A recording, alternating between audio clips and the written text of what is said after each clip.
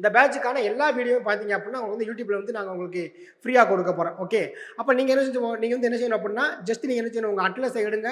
ஓகேவா, மார்க் பண்ணுங்க, டெய்லி படிங்க, திரும்ப என்னது ரிவிஷன் பண்ணிட்டே இருங்க. உங்களுக்கு டவுட் இருந்தால் உங்களுடைய கமெண்ட்ஸில் நீங்கள் என்னது கண்டிப்பாக கொடுங்க. விகவுட் என்னது ரிப்ளை. ஓகேங்களா? ஸோ முதல்ல வந்து எப்படி சார் பிஒய்க்கு கேட்டிருக்காங்க அப்படின்னு பார்க்கலாம். நம்ம 2014 ஒரு பிஒய்க்கு கேட்டிருக்காங்க. என்ன கேள்வி கேட்டிருக்காங்க?